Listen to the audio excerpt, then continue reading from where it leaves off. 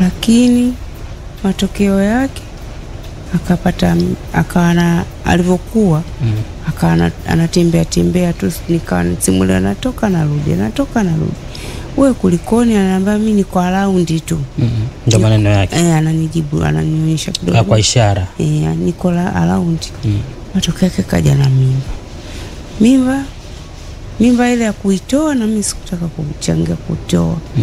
Akazaa mtoto yupo hapa. Tumerudi nyumbani. Alipofika nyumbani kakaa siku zake 4, alikataa kumnyonyesha wala kukanyagwa maji.